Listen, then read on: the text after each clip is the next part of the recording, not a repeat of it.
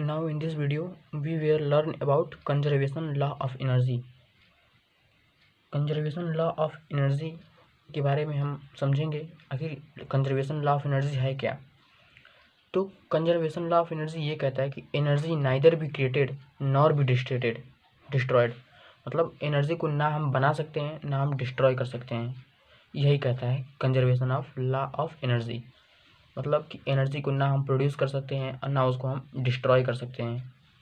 तो इसमें एक छोटा सा सिंपल सा डेरिवेशन है जिसको देखने के बाद ये महसूस होगा, ये फील होगा कि एनर्जी जो है वास्तव में मतलब कांस्टेंट रहती है, वो कभी मतलब बढ़ नहीं सकती है, ना ही कभी कम हो सकती है, ना ही इसको कोई डिस्ट्रॉय कर सकता है, ना ही कोई इसको प्रोड्यूस कर सकता है।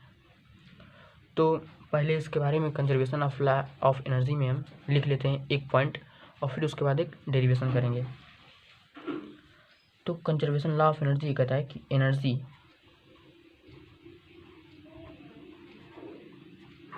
नाइदर बी क्रिएटेड,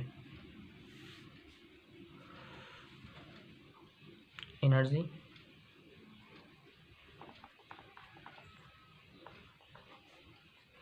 नाइदर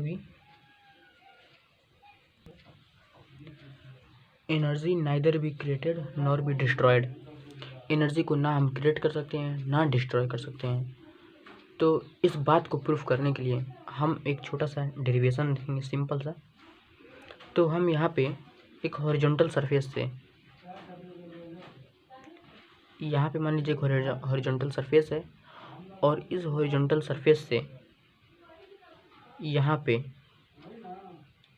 एक हम h हाइट दूरी पर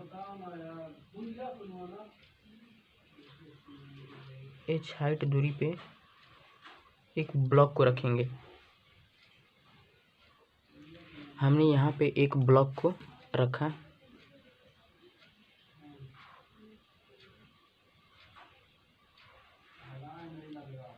ठीक।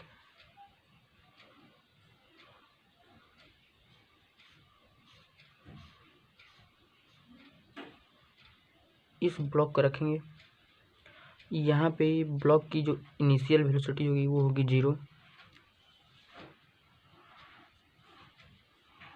तो ब्लॉक की यहाँ पे ये पॉइंट मान लीजिए पॉइंट ए है, ए पॉइंट है और ब्लॉक को हम यहाँ से गिरा देंगे। जब ब्लॉक गिरेगा, फॉल करेगा, तो सडनली यहाँ पे कंसीडर करेंगे किसी पॉइंट बी पे हम ब्लॉक को कंसीडर करेंगे। जब ब्लॉक पॉइंट बी पे पहुँचेगा,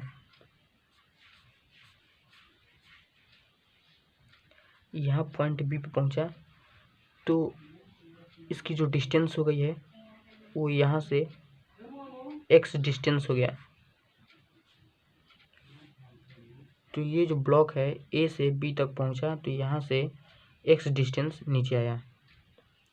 अब ये पॉइंट बी पहुँचा तो यहाँ से अब इसको ज़मीन पे आने के लिए जो दूरी बची है वो होगी h माइनस एक्स। ये टोटल h है और ये x है, तो h माइनस एक्स डिस्टेंस बची है दूरी, इसको अभी यहाँ से यहाँ तक आने में। तो अब हम यहाँ देखेंगे कि पॉइंट ए पे उसकी टोटल एनर्जी कितनी होगी। तो टोटल एनर्जी को हम यहाँ पे डिनोट करेंगे ई से। तो पॉइंट ए पे उसकी टोटल एनर्जी कितनी होगी। टोटल एनर्जी होता है kinetic energy plus potential energy. तो यहाँ पे ए पे काइनेटिक एनर्जी कितनी होगी, यहाँ पे इसकी काइनेटिक एनर्जी होगी हाफ एम वी स्क्वायर। तो यहाँ भी क्या है, u के बराबर है, तो मेरा u हो जाएगा 0 है u, तो यहाँ पे यानी 0 का स्क्वायर मतलब 0 होगा। और पोटेंशियल एनर्जी यहाँ कितनी होगी, तो यहाँ पोटेंशियल एनर्जी होती है, क्लास 9 में हम पढ़े थे, mgh पोटेंशियल एनर्जी का फार्मूला होता है। तो यहाँ पे पोटेंशियल एनर्जी मेरा होगा m और इस पर g ग्रेविटी लगेगी g, और कितनी हाइट पे है, तो यहाँ से h हाइट पे है। तो E एट ए पे इसकी पोटेंशियल टोटल एनर्जी कितनी होगी, ये तो पूरा टर्म 0 हो जाएगा, तो ये बचेगा मेरा mgh, ठीक। अब हम देखेंगे इस पॉइंट बी पे, यहाँ पे तो वेलोसिटी 0 है, लेकिन जब जैसे जैसे नीचे आएगी इसकी वेलोसिटी बढ़ेगी। तो हम देखेंगे कि इस पॉइंट बी पे इसकी वेलोसिटी कितनी है। तो यहाँ पे velocity from A to B,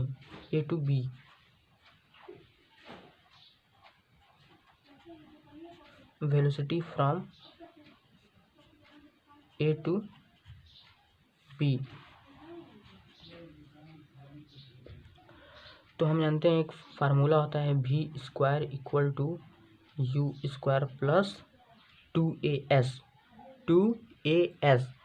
तो ए की जगह पे यहाँ ग्रेविटी काम कर रही है, तो ए की जगह g हो जाएगा, और s यानी डिस्टेंस की जगह पे हाइट, तो हाइट मेरा हो जाएगा x, यहाँ से यहाँ तक हाइट कितनी है x, तो 2gx, और इनिशियल वेलोसिटी तो मेरी 0 है, यहाँ पे दिया है, तो v स्क्वायर इक्वल टू होगा मेरा 2gx। ठीक, अब हम काइनेटिक एनर्जी एट बी निकालेंगे। इस बी पॉइंट पे काइनेटिक एनर्जी कितनी है, तो लिखेंगे काइनेटिक एनर्जी एट बी। तो काइनेटिक एनर्जी का फार्मूला क्या होता है, हाफ एम वी स्क्वायर, तो यहाँ पे हाफ एम इंटू वी कितना है, वी स्क्वायर है 2gx, 2gx, तो 2 से 2 कैंसिल हो गया, तो मेरा काइनेटिक एनर्जी आ गया mgx। ठीक, अब हम देखेंगे टोटल एनर्जी एट बी। यहाँ पे काइनेटिक एनर्जी कितनी थी, half m v square, half m और वी स्क्वायर यहाँ हम निकाले हैं 2gx, तो 2gx लिख दिए, तो 2 से 2 कैंसिल हो गया, तो काइनेटिक एनर्जी हो जाएगा मेरा mgx। ठीक, अब हम देखेंगे total energy at B, B पे टोटल एनर्जी कितनी है, टोटल एनर्जी एट बी, तो टोटल एनर्जी कितना होता है, टोटल एनर्जी होगा मेरा kinetic energy plus potential energy, तो यहाँ पे मेरा टोटल एनर्जी यानी E इक्वल टू हो जाएगा, काइनेटिक एनर्जी हम कितना निकालें यहाँ पे mgx प्लस पोटेंशियल एनर्जी कितना होता है, पोटेंशियल एनर्जी होता है mgh होता है। ठीक, तो यहाँ पे हो जाएगा mgh, लेकिन यहाँ पे इसकी हाइट कितनी है, mgh तो लिखेंगे, लेकिन मतलब हाइट उस बॉडी की ज़मीन से हाइट कितनी है, सरफेस से हाइट कितनी है, तो यहाँ पे हाइट मेरा है h माइनस एक्स, तो यहाँ हम लिखेंगे h माइनस एक्स, तो यहाँ हो जाएगा मेरा mgx प्लस mgh माइनस इस मल्टीप्लाई करेंगे mgx, तो अब ये वाला टर्म और ये वाला टर्म कैंसिल हो जाएगा, तो मेरा जो E इक्वल आएगा वो होगा mgh।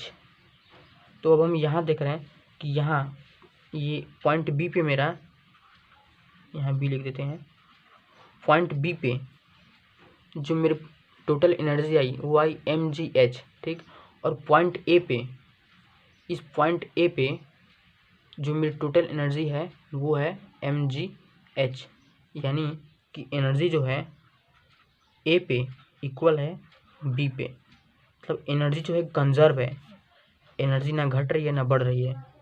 तो ये जो डेरिवेशन है ये प्रूफ करता है कि energy neither be created nor be destroyed, यही है कंजर्वेशन लॉ ऑफ एनर्जी।